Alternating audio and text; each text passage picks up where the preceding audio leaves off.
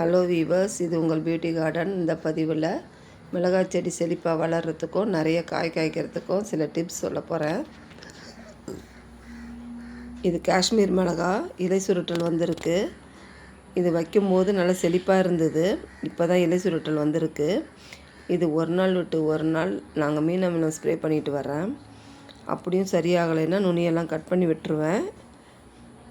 நுனியெல்லாம் cut பண்ணி விட்டுட்டு இலையெல்லாம் உறுத்து விட்டுட்டு நம்ம மீன் அமிலம் ஸ்ப்ரே பண்ணிட்டு வந்தோன்னா சரியாயிடும். இது குண்டு மிளகா. இது நல்லா செழிப்பாக இருக்குது. இதில் இப்போ தான் பூ வச்சுருக்கு. 1-2 பிஞ்சு வச்சுருக்கு.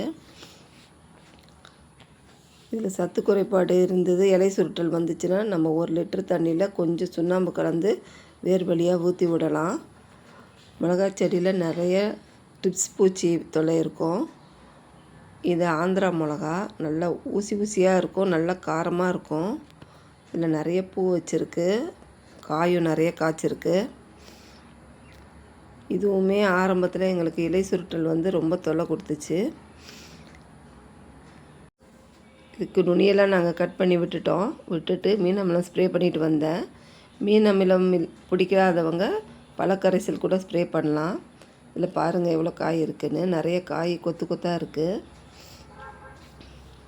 இந்த ட்ரிப்ஸ் பூச்சிக்கு நம்ம ஆரம்பத்தில் இருந்தே மஞ்சள் தண்ணி ஸ்ப்ரே பண்ணிட்டு வரணும். பூச்சி இருந்தாலும் இல்லாட்டாலும் வாரத்தில் ஒரு முறை மஞ்சள் தண்ணி ஸ்ப்ரே பண்ணிகிட்டே வந்ததுன்னா அந்த பூச்சி வராது, கட்டுப்படுத்திடலாம்.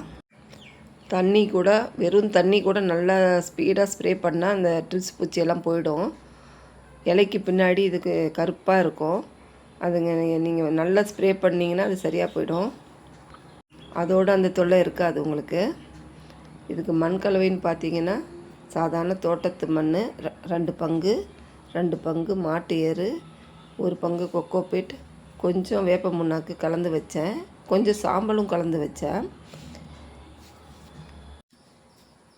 இதுக்கு 15 நாளைக்கு ஒரு முறை ஒரு கைப்பிடி எரு கொடுக்கலாம், இல்லை மண்புழு உரம் கொடுக்கலாம். வாரத்தில் ஒரு முறை மீன் அமிலம் ஸ்ப்ரே பண்ணால் போதும். மீன் அமிலம் பிடிக்காதவங்க ஏதாவது ஒரு ஃபெர்டிலைசர் ஸ்ப்ரே பண்ணலாம்.